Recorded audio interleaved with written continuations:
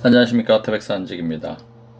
조선왕조실록 제14대 선조실록 편입니다. 선조실록 첫 번째 이야기가 되겠습니다. 작가님은 박영규 작가가 되시겠습니다. 선조실록 문치주의자자 선조의 등극과 분당 정치시대의 도래에 대한 이야기입니다. 선조는 1552년에 태어나셔서 1608년에 승하셨습니다. 제2기간은 1567년 7월부터 1608년 2월까지 40년 7개월이 됩니다. 명종이 죽고 그를 이을 적손이 없자 중종의 서손인 하성군이 왕위를 이어받음으로써 조선은 이른바 반개 승통시대를 열어나갔습니다. 이로 인해서 외적 중심의 척신 정치가 사라지고 사림 세력이 중용되어 분당 정치시대가 도래하였던 것입니다. 이는 곧 신권 중심의 정치시대를 의미하는 것으로 조선 전국에 새로운 바람을 불러일으켰습니다. 선조는 중종의 후궁인 창민 안씨의 소생 덕훈군 이초의 셋째 아들입니다. 중종은 모두 9명의 아들을 얻었는데 장경 왕후와 문정 왕후 등 정실에서 인종과 명종을 얻었으며 나머지 후궁들에게서 7명의 왕자를 얻었습니다. 덕훈군은 그들 중 막내로 중종의 9째 아들이었던 것입니다. 덕훈군에게는 하성군 외에도 하원군, 하릉군 등 2명의 아들이 더 있었으나 명종은 셋째 아들 하성군을 각별히 좋아하여 자주 대궐로 불러들였다고 합니다. 그래서 명종이 후사 없이 죽자 그의 부인 인순 왕후 심씨는 명종의 유명과 종실의 청구에 의해 하성군을 양자로 받아들이고 수렴 청정을 했던 것입니다. 선조는 1552년 명종 7년생으로 덕흥대원군과 하동부 대부인 정시스라의 삼남으로 태어났습니다. 초명은 군이었으나 개명하여 공으로 바꿨으며 명종의 사랑을 받아 어린 나이에 하성군에 봉해졌다가 명종이 후사 없이 죽자 1567년 6월 16살의 어린 나이로 조선 제14대 왕으로 등극하였습니다. 16살의 어린 나이로 왕위에 오른 이후로 즉위 초에는 명종비 인순 왕후 심씨가 수령 청정을 했으나 선조가 정사 처리에 능숙하고 친정할 능력이 있다는 판단에 따라 이듬해 17살 되던 나이에 편전을 넘겨주었습니다. 그는 즉위 초년에는 오로지 학문에 정진하고 매년 경연에 나가 정치와 경사를 토론하였으며 제자 백과서 대부분을 섭렵하였습니다. 이에 따라 성리학적 왕도 정치의 선봉자가 되었으며 정계에서 훈구, 척신 세력을 모두 밀어내고 사림의 명사들을 대거 등용하였습니다.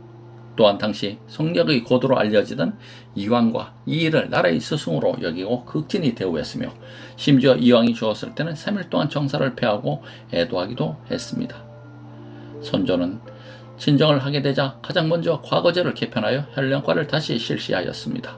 그리고 기묘사화 때 화를 입은 조광조에게 영의정을 징직하고 이후 억울하게 화를 당한 사람들을 신원하였습니다. 반면에 그들에게 화를 입힌 남곤 등의 관작은 축탈하였습니다.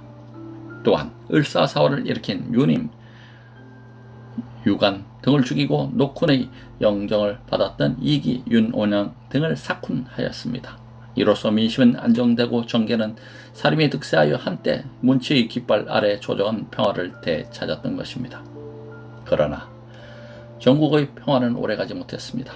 척신들이 완전히 조정에서 사라지자 정권을 장악한 사림은 다시 문명이 높았던 선비 김효원과 명종비 인수 왕후의 동생 심의겸이 대립으로 분당되는 사태에 직면했고 이후 동인과 서인으로 분당되어 당파 싸움을 지속하게 됩니다.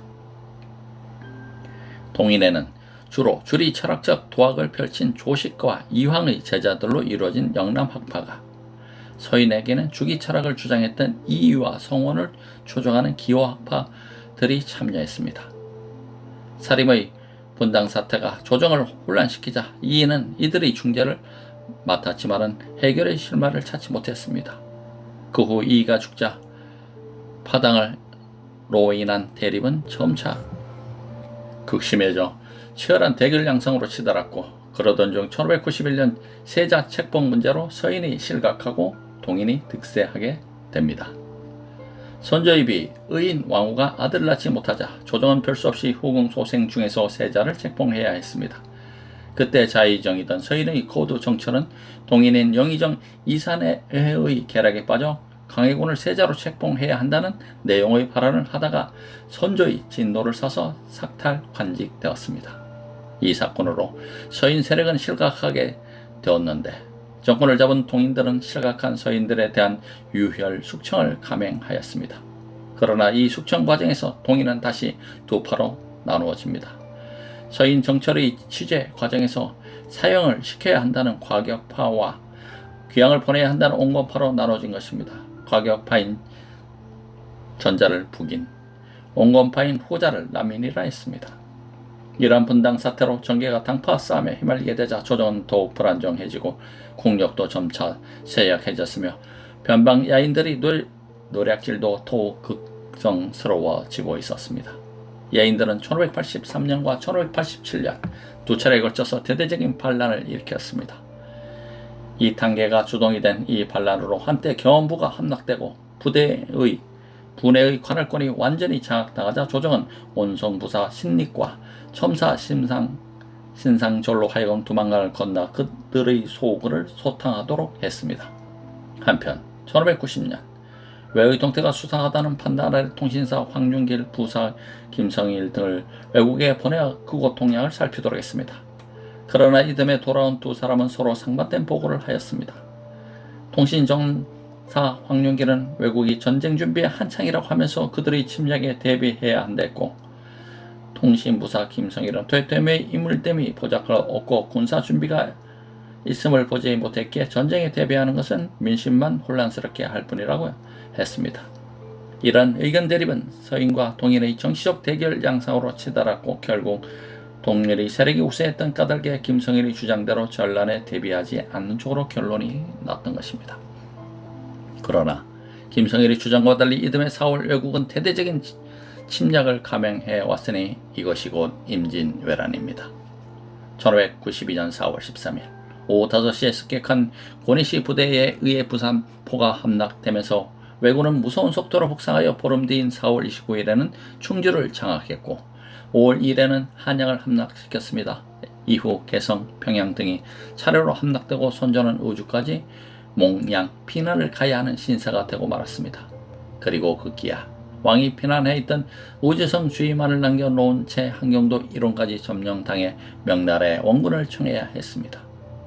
그러나 다행히도 수군 이순신의 활력과 의병의 봉기, 명나라의 원군에 힘입어 선조는 적의 포로가 되는 신세는 면할 수 있었고, 이때부터 다시 왜군을 남쪽으로 격퇴하여 1593년 4월에 한성을 수복했습니다. 그리고 한동안 소강 상태가 지속되다가 명과 왜의 화의가 깨지면서 1597년에 정류재란이 발생했지만 1598년의 8월에 토요토미가 병사하자 왜군은 본국으로 철수하기 시작했습니다. 7년 동안 지속된 임진왜란이 끝나자 선조는 전란으로 인한 피해 복구와 민심을 안정시키기 위해 전력을 쏟습니다. 그래서 스스로 음식과 의복을 절제하여 사치를 배격하는 한편 농토를 개간하고 양식을 절제하는 정책을 실시해 민간 경제를 바로 세고자 하였습니다. 또한 민간의 사기를 돋구고 애국심을 고취하고자 전란 중에 공을 세운 사람들은 신분에 상관없이 공신을 놓곤 하였습니다. 하지만 선조의 전란 복구 노력은 거듭되는 흉년으로 인해 쉽게 효과를 볼 수 없었으며 조정은 당쟁이 더욱 악화되어 혼란이 점차 가속화되었습니다. 결국 선조는 전란의 뒤수습을 채 막물이 지치도 못한 채 1608년 59세 일기로 41년 동안의 치세를 마감해야 했습니다. 선조는 숨을 거두기 직전에 일부 신하들을 불러놓고 자신의 계비 소생 영창대군을 부탁한다는 말을 남깁니다.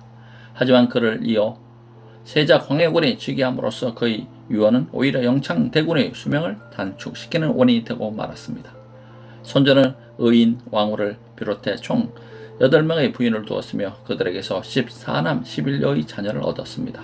능은 목론으로 구리시 인창동에 있습니다. 손조는 흔히 임진왜란을 마치지 못했다는 이유로 유약하고 우유부단한 왕으로 인식되고 있습니다. 하지만 그는 명종 시대의 혼란을 수습하고 외척 정치를 없앴으며 신권 중심의 정치를 구현한 뛰어난 왕이었습니다.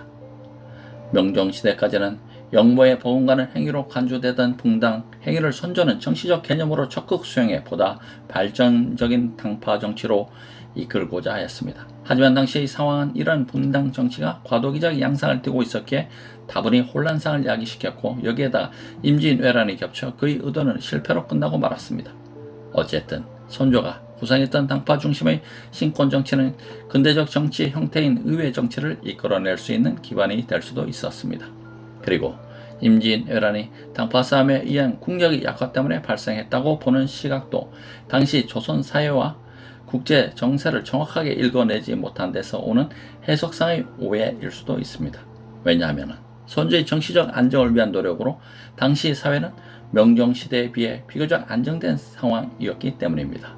따라서 임진왜란의 근본 원인을 조선 국내에서 찾기보다는 일본의 국내 상황에서 찾는 것이 옳다고 판단됩니다. 당시 일본은 이른바 전국시대를 막 끝내고 통일을 이룬 시기였지만 아직까지 지방에는 제후 세력들의 힘이 강하게 작용하고 있었습니다.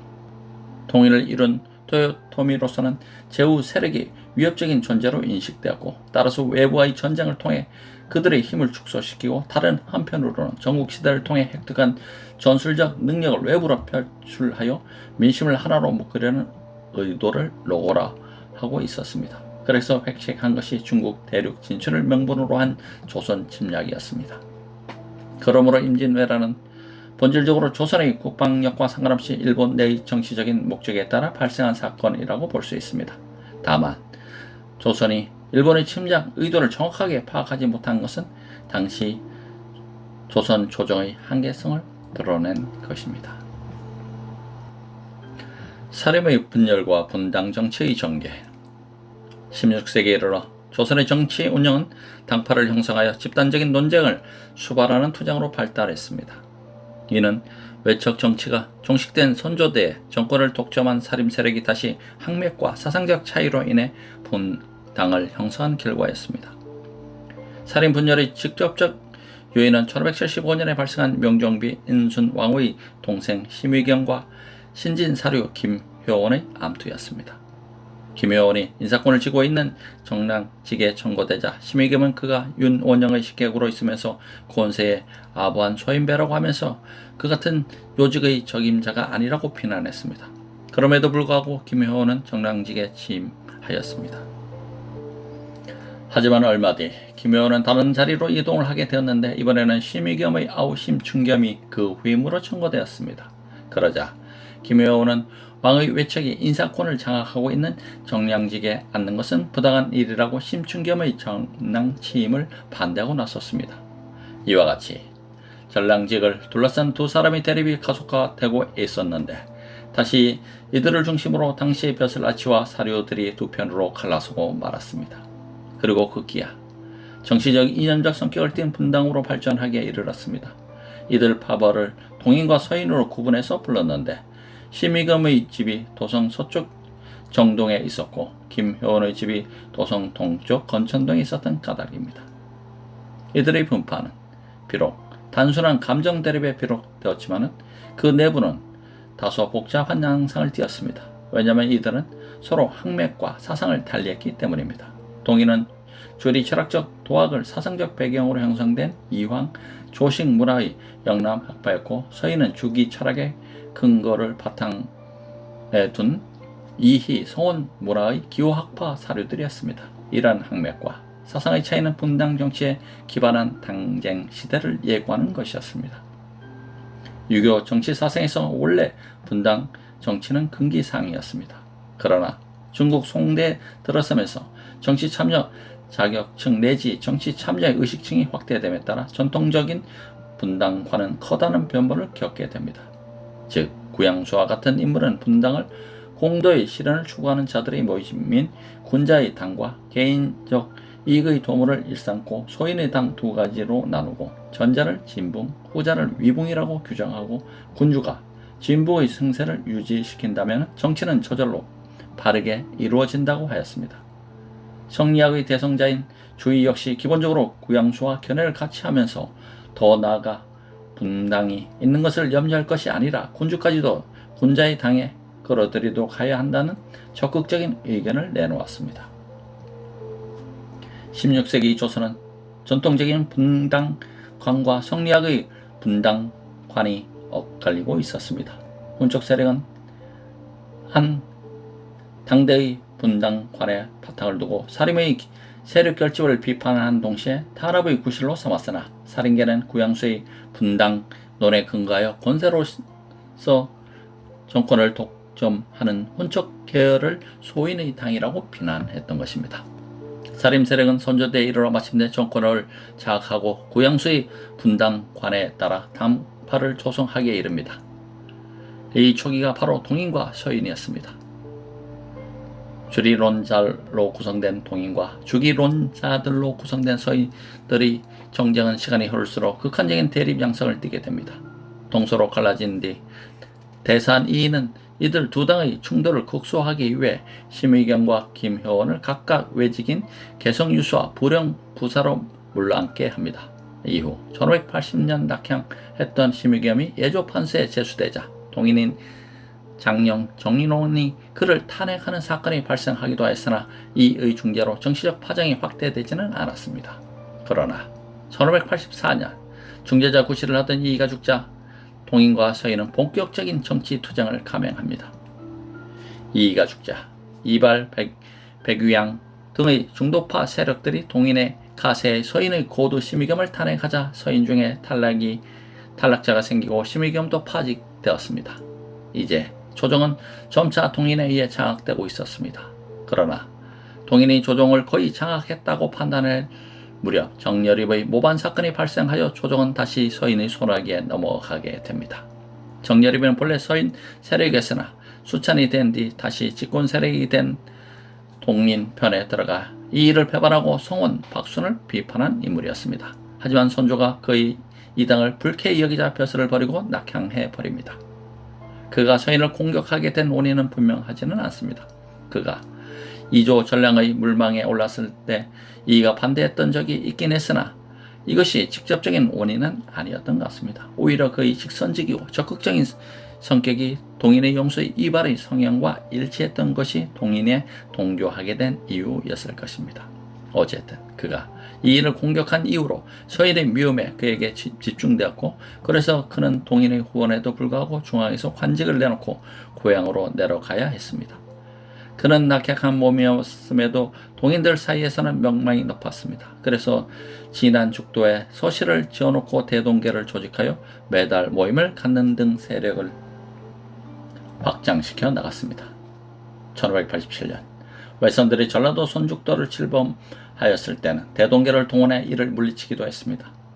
대동계의 조직은 더욱 확대되어 황해도 안악의 변숭복, 박연영, 해주의 지암두, 운봉의 승려의원 등 기인, 모사 세력까지 포함하게 되었습니다. 하지만 이들의 동정이 주목받게 되고 마침내 명물을 꾸미고 있다는 황해도 관찰사의 고변이 임금에게 전해지자 조정은 커다란 판을 일으켰습니다. 고변의 내용은 정여립의 대동계 인물들이 한강의 결빙기를 이용해 황해도와 전라도에서 동시에 봉기하여 입경하고 대장 신립과 병조 판서를 살해하고 병권을 장악하기로 했다는 것이었습니다. 이 때문에 정여립은 아들과 함께 죽도로 피신하였다가 광군의 포위망이 좁혀지자 자살하고 말았습니다. 이로써 그의 영모는 사실로 굳어지고 서인의 정철이 위관이 되어 사건을 조사하면서 동인의 정에 신인들이 제거되었습니다. 이때 숙청된 인사는 장살로 죽은 이발로 비롯하여 약 1000여 명에 육박합니다. 이를 기축옥사라고 합니다. 이 옥사로 한때 서인이 조정을 장악하긴 했지만 오래가지는 못했습니다. 1591년 정철의 건조의 세자 책봉에 관한 의견 문제로 실각하자 다시 동인이 득세하였기 때문입니다. 건조의 문제는 근본적으로 손조에게 적자가 없었기 때문에 발생했습니다. 손조의 왕비 의인 왕후는 병약하여 아이를 낳지 못했습니다. 그래서 후궁 소생의 왕자들 중에 왕세자를 책봉해야 했는데 이 일은 여러 가지 복잡한 사정이 얽혀 있어 쉽사리 진전을 보지 못했습니다. 이때 이 건조의 문제를 해결하기 위해 당시 자의정이던 정철은 우의정 유성룡, 부재학 이성중, 대사한 이예수 등과 상의하고 선조에게 건조 왕세자를 세우는 일을 할 것을 추청하려 하였습니다. 정철은 또 한편 동인인 영의정 이사내와 또 이 문제를 상의하고 최종 결정을 위해 자리를 함께 하기로 했으나 이사내는 두 번이나 약속을 어겼습니다. 사실 이사내는 이 문제를 이용해 정철을 제거할 음모를 꾸미고 있었던 것입니다. 이사내는 정철과 건조 문제를 의논하기로 하는 한편 후군 인빈 김씨 오빠인 김공양과 결탁하여 계략을 꾸몄습니다. 이사내는 선비가 인빈 김씨 소생인 신성군을 총애하는 것을 알고 김씨에게 정철이 광해군을 왕세자로 올리고 그들 모자를 죽이려고 한다고 무고했습니다. 그러자 인빈 김씨는 선조에게 이 내용을 전했고 선조는 매우 진노하였습니다. 이 사실을 전혀 알지 못했던 정철이 경연장에서 건조 문제를 추청하자 선조는 분노를 감추지 못하고 대노하였습니다. 유성룡, 이사내 등은 침묵을 지켰습니다. 이 사건을 계기로 정철은 삭탈 관직되고 같은 서인이던 이성중, 이예수 등은 모두 강등되어 외직으로 쫓겨났습니다. 정철이 실각하자 동인은 서인에 대한 대대적인 숙청 작업을 감행했습니다. 말하자면 정렬이 모범 사건에 대한 보복을 할 기회를 맞은 셈입니다. 서인의 중요 인사는 대부분 숙청되고 조정은 완전히 동인의 손아귀에 들어갔습니다. 동인은 이때부터 인조 반정이 있기까지 30여 년을 집권하게 됩니다. 그러나 동인은 정철의 취재 과정에서 남북으로 갈라지고 맙니다. 정철에 대해서 강경한 입장을 보이며 사형을 시켜야 한다고 주장을 펴던 이사내와 유배로 끝내야 한다는 온건론을 펴던 우성전의 대립이 이러한 분당을 유발시켰습니다. 또한 이사내는 전랑 청거 무죄로 유성룡과 대립하게 되는데 이것도 분당의 요인이 작용하게 됩니다. 이에 유성룡과 개인적인 알력이 있던 이발이 이사내와 결합하게 됩니다. 그래서 유성룡, 우성전을 중심으로 한 팔을 남인 이사내와 이발을 추정하는 팔을 북인이라고 했습니다. 이것은 유성룡이 영남 출신이고 우성전의 집이 남산 밑에 있었는데 반면에 이사내의 집이 한강 북쪽에 있어서 이발의 집이 북악산 밑에 있던 사실에서 유래되었습니다.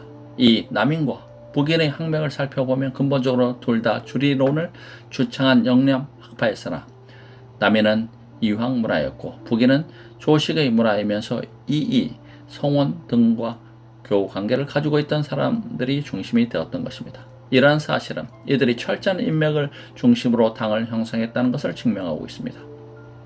분당 이후 남인은 우성전, 유성룡, 김성일 등을 중심으로 한때 정권을 잡았으나 조식의 문화인 정인홍이 1602년 유성룡이 임진왜란 때 화의를 주장했다는 이유로 탄핵하여 삭제케 함으로써 북인이 정권을 장악하게 됩니다. 정권을 장악한 북인은 홍여순과 남이공의 대립으로 다시 대북과 소북으로 분파됩니다. 이사내, 홍여순 등 노장들이 영도하는 당을 대북이라 했는데 기자헌, 이이첨, 허균 등이 여기에 속했고 남이공, 김신국 등 소장 세력이 이끄는 당을 소북이라 했는데 여기에는 윤여경, 박이서, 송중구 등이 참여했습니다. 이렇게 북인이 소북과 대북으로 갈라지자 남인은 서인과 공조 세력을 구축하고 이에 대응했지만 어쨌든 선조 말기는 북인의 세상이 되었습니다. 그리고 광해군이 세자로 책봉되면서 대북 세력은 정권을 거의 독점하게 이릅니다. 그러나 대북은 광해군 대에 가서 내부에서 알력이 생겨 영창대군과 인목대비 폐위를 주장하던 골북과 육북, 이를 반대하던 중북으로 다시 새 분파를 이루게 됩니다. 이때 골북을 주장한 인물은 이사내였고 육북은 홍여순, 이이첨이었으며 중북은 유목인이었습니다.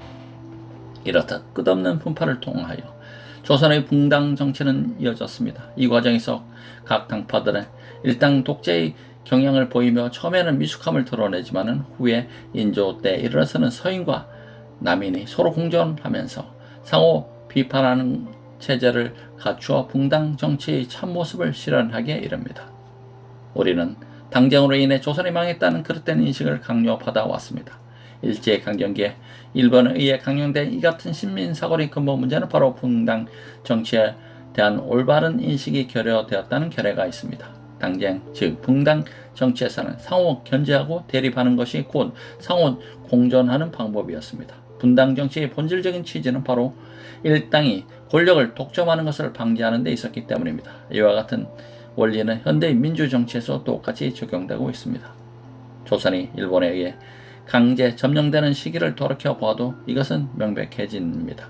흔히 조선 말기를 당쟁이 극에 달했던 시기로 알고 있지만 사실은 안동 김씨, 풍양 조씨, 대원군 등의 외척, 인척 세력의 독재가 횡행했던 시기였습니다. 이 사실은 조선을 망하게 된 원인이 당쟁이 아니라 일당 또는 일부 세력의 독재라는 것을 말해주고 있습니다. 따라서 우리가 좋지 않은 시각으로 바라보는 당쟁, 즉 붕당 정치는 결코 신민사관에서 강요받았던 망국적 권력 다툼이 아니었던 것입니다. 임진왜란과 조선사회 변동입니다. 전쟁 발발 이전 상황. 임진왜란이란 1592년부터 1598년까지 2차에 걸쳐 외국이 조선을 침범한 사건을 말하며 1차를 임진왜란, 2차를 정류재난이라고 합니다. 하지만 포괄적인 의미에서 1, 2차를 합쳐 통상 임진왜란이라고 합니다. 이 사건을 일본에서는 분노쿠, 케이초의 역이라고 하고 중국에서는 만역의 역이라고 부릅니다.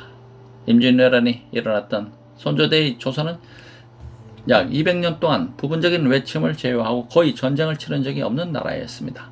때문에 조선 전적은 불시에 예상되는 전쟁에 대한 대비를 소홀히 했습니다. 당시 조선은 명종대의 외척 세력들이 권력을 남용하여 자행한 학정의 잔재들을 정리하고 분당 정치의 기반을 닦고 있는 중이었습니다.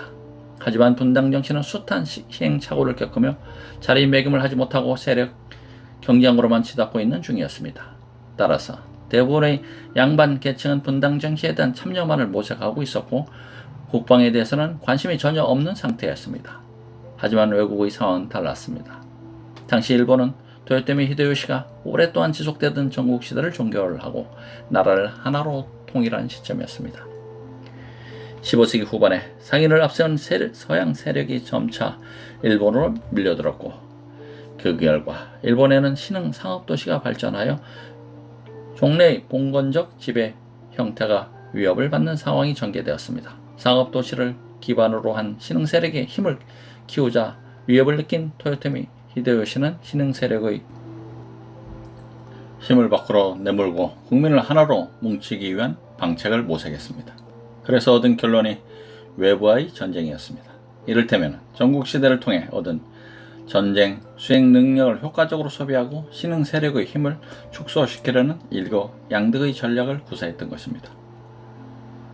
대륙 정복이라는 고를 내건 토요토미는 1589년 대마도주에게 조선이 일본에 사신을 보내어 서로 수호할 수 있도록 조치를 취하라고 명령했습니다. 일본이 조선과 수호하려는 목적은 서로 힘을 합쳐 명을 치자는 것이었습니다. 그래서 대마도주는 가신들을 보내어 서로 통호할 것을 청하였습니다. 이 제의에 대한 소식을 듣고 조선은 찬탈시역한 나라의 사신을 받을 수 없다는 입장을 표명했습니다. 하지만 정의품 이상의 대신들이 모여 수교한 결과 관례대로 사신을 받기로 함에 따라 선조는 일본의 수교문을 받게 되는데 내용이 오만무례하다는 이유로 보서 사신의 서찰만 받고 서신을 돌려보내지 않은 채 회답을 보류했습니다. 그리고 이듬해 수로가 좋지 않다는 이유로 통신사를 보낼 수 없다는 결론을 내리고 대마도주 가신 일행을 그대로 돌려보냈습니다. 이후 몇 번에 걸쳐 일본은 통신사를 보내줄 것을 요구했습니다. 그래서 조선 조정은 1589년 9월경에 여러 차례 논란을 거친 끝에 일본의 실정과 토요토미의 저의를 동시에 파악하기 위해 통신사를 보내기로 결정했습니다. 그러나 10월에 정여립의 모반 사건이 발생해 이 결정은 다시 지연되었고 11월 중순쯤에 겨우 통신사 일행을 선정했는데 통신정사는 황윤길, 부사는 김성일, 서장관에는 서성으로 결정되었습니다. 통신사 일행은 1590년 3월에 일본으로 떠나 이듬해 3월에 한영으로 돌아왔는데, 그런데 통신사로 갔던 황윤길과 김성일이 일본 정세에 대한 견해 차이로 조정은 한동안 동인과 서인 사이에 논박을 벌여야 했습니다. 서인인 통신전사 황윤길은 일본이 많은 병선을 준비하고 있어 반드시 침략을 할 것이라고 주장한 데 반해 동인인 김성일은 침입할 조짐이 없을 뿐 아니라 토요토미는 두려워할 만한 인물이 못 된다고 하였습니다. 이때 서장관 허성은 동인이었으나 황윤길과 의견을 같이 하였고 김성일을 수행했던 황진 역시 마찬가지였습니다. 이들이 상반된 보고를 접한 조관들은 동인과 서인으로 갈라져 자당의 임무를 비호하기 시작했습니다.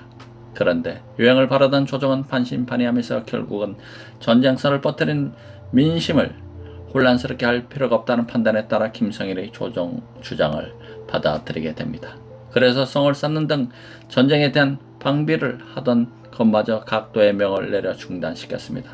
이후 선의사 오억령은 일본이 다음 해 조선의 땅을 빌려 명나라를 정복하려 한다고 보고를 하기도 했지만 묵살당하고 도리어 파직을 당하기도 하였습니다. 그 후 외관에 머무르고 있던 외인들이 점차 본국으로 소환되어 외관이 텅 비게 되자 그때서야 조선 조정은 일본의 대대적인 침략을 감지하고 김수를 경상감사, 이광을 전라감사, 윤성각을 충청감사로 삼아 무기를 정비하고 성을 구축하기 시작했습니다. 또 한편으로 신립을 경기도와 홍해도에, 이 일을 충청도와 전라도에 급하여 병비 시설을 점검하게 했습니다. 하지만 이것은 때늦은 조치였습니다. 전쟁의 발발과 전란 대략, 조선의 오랫동안 지속된 평화로 인하여 전쟁에 대한 대비가 거의 전무했던 것에 비해 일본은 오랜 전쟁을 통해 연만, 병법, 무술, 축성술, 해운술 등을 정비하고 정에서 건너온 신문기, 조총을 대량 생산하면서 전쟁 준비에 총력을 기하고 있었습니다. 1592년 4월 13일 오후 5시 일본의 20여만 병력은 모두 9개의 부대로 나누어 조선으로 밀려 들어왔습니다. 당시 일본의 총 병력이 30여만이었던 것을 감안한다면 조선 병력의 3분의 2가 조선 침략에 투입된 셈이었습니다. 나머지 병력 중 약 10만여 명은 토요토미의 지휘 아래 나고에 머물러 있었으며 3만여 명은 교토를 수비하고 있었습니다. 20만 대군의 진입을 받은 조선은 불과 21만인 5월 2일 수도 한양을 내주고 말았습니다. 이후 6월에 평양을 내주고 손전을 의주성에 피난했습니다. 조선은 전라도 지역과 평안도 일부 지역을 제외한 전 지역을 일본군에게 내주게 된 것입니다. 하지만 전라도 지역의 수급만큼은 결코 일본에 밀리지 않았습니다. 당시 전라 자수사 이순신의 활약으로 일본은 해전에서 연패를 거듭해 일본군의 전라도 진출이 완전히 차단되고 있었습니다. 거기에다 6월 이후부터 전국 각지에서 봉기한 의병들과 명나라가 보낸 원군으로 전세는 조금씩 역전되고 있었습니다. 이듬해 2월 평양성을 회복하고 행주 산성 싸움에서 승리를 거둬 4월에 마침내 한양을 탈환했습니다. 이때 한성에 머무르고 있던 일본군은 강원도와 충청도에 주둔한 병력과 함께 정군을 남하시켜 울산 위쪽의 서생포에서 진주 아래쪽의 웅천까지 성을 쌓고 화의를 진행시켰습니다. 일본은 화의를 진행시키는 한편 진주성에 보복적인 공격을 가하여 진주성을 함락시켰습니다. 이 진주성 싸움에서 의병장 김천일, 경상우병사 최경회, 충청병마 황진 등이 전사하고 수만 명의 민간인이 희생되었습니다. 한편 명은 일본의 화해 제의를 일단 수용하고 시무경을 토요토미에게 보내 2~3년간 교섭을 진행하였습니다. 화의 진행 과정에서 토요토미는 명나라의 황녀를 일본의 후비로 삼을 것, 무역 허가 증명서인 가파인을 복원할 것, 조선 팔도 중 사도를 한량할 것, 조선 왕자 및 대신 12명을 인질로 보낼 것 등 4가지 요구사항을 제시하여 잡아갔던 임해군과 순하군을 돌려보냈습니다. 16경은 일본은 이러한 요구가 받아들여지지 않을 것을 알고 거짓으로 명예 보고하여 토요토미를 왕에 책봉하고 조공을 허락한다는 내용의 봉공안을 내세워 명의 허락을 얻어냈습니다. 이에 1596년 명은 사신을 파견하여 토요토미를 일본 공항에 봉한다는 책서와 금도장을 전하니 토요토미는 분개하면서 이를 받지 않고 사신을 돌려 보낸 뒤 다시 조선 침략을 교하였습니다. 이 때문에 16경은 명으로 돌아가 국가를 기만한 죄로 처단되고 이로써 몇 년간 지속되던 화의는 끝내 결렬되고 말았습니다. 1597년 1월 15일 일본은 다시 15만 명의 병력으로 조선을 침입해 왔습니다. 이것이 정류재란입니다. 일본군이 다시 침략하자 명나라의 원군도 다시 압록강을 건너왔고 조선 땅은 또 한 번 치열한 전장이 되었습니다. 한때 임금이 피난해야 한다는 주장이 나올 정도로 일본군의 기세가 등등했습니다. 하지만 그동안 방비책을 마련한 조선군과 명군의 거센 반격으로 일본군은 충청도를 넘지 못하다가 이듬해 8월 토요토미가 병으로 죽자 철군하기 시작했고 수많은 사상자를 낸 후 겨우 테러를 열어 11월에 완전 패퇴했습니다. 이로써 6년 7개월간의 조일전쟁은 막을 내리게 되었습니다. 조일전쟁이 삼국에 끼친 영향. 약 7년에 걸친 전쟁은 끝났으나 이 전쟁의 후유증은 오랫동안 계속되었습니다. 또한 이 전쟁으로 조선, 명, 일본은 커다란 변화를 겪게 됩니다. 조선은 연산군 이후 물난을 거듭하던 사회가 이 난을 계기로 완전히 붕괴되어 경제적 파탄과 관료 기구의 부패가 극심해집니다. 전화에 따른 직접적인 인명피해는 물론이고 전국적으로 농경지가 황폐되어 170만 결이던 농토가 54만 결로 줄어들었습니다. 그리고 나중에 국가재정마련책의 일환으로 납속책을 시행하게 되었습니다. 이 납속책은 소정의 곡물이나 돈을 받고 납속한 자에게 일정한 특전을 부여하는 것을 말하는데 이것의 시행으로 임진왜란 또한 많은 향리, 소월, 천민, 노비 등의 신분 상승의 기회를 얻을 수 있었습니다. 게다가 전공을 세운 사람에게는 신분에 상관없이 특전을 주거나 면천의 혜택을 주었기 때문에 조선사회는 신분 제약이 해이해질 수밖에 없었습니다. 전란을 전후해서 민간의 생활이 처참해져 심지어는 인육을 먹는 사태가 벌어지기도 했고 전란 중에 조정에 불평을 내고 내란을 획책하는 사례도 있었습니다. 1594년 송윤진의 난, 1596년 이몽학의 난이 당시에 일어났던 대표적인 반란 사건으로 일반 민중에 대단한 영향을 끼쳤습니다. 문화재의 소실도 엄청났습니다. 경복궁, 창덕궁, 창경궁 등 위시한 많은 건축물이 소실되고 서적 미술품 등이 없어지거나 약탈당했습니다. 또 역대 실록을 보관하던 사고도 전주 사고만 남고 나머지는 모두 불에 타고 말았습니다. 하지만 전란이 꼭 악영향만 끼친 것이 아닙니다. 전란의 영향으로 그동안 소홀하게 다루었던 국방 분야에 대한 관심이 높아지고 타민족의 갈등을 통해 애국심이 고취되기도 했습니다. 또한 병제를 개편하고 무기 개량에 착수했으며 병수를 개혁했습니다. 1594년에는 훈련도감을 설치하여 무예를 조련하게 했으며 지방에도 예비군인 소고군을 두어 교관을 파견하고 무예를 가르쳤습니다. 무기로는 종래의 주무기인 활, 창, 검 등의 화기와 총통, 왕구, 화전 등의 화기 외에 난중에 비격진 천내와 하차가 발명되었고 일본과의 전투에서 습득한 조총을 제조하여 실전용으로 배치하기도 했습니다. 또한 전난 때 명군이 지원한 데에 대한 결과로 숭명사상이 더욱 높아지고 그들에 의해 관우 숭배 사상이 전래되어 한양을 비롯한 여러 곳에 관우묘가 세워지는 등 민간 신학에 큰 영향을 미치기도 했습니다. 그러나 조선에서 끌고 간 도공들이 도자기 제조로 도자기업이 크게 발전하고 약탈해간 조선 활자의 영향으로 활자 기술이 비약적으로 발전하였습니다.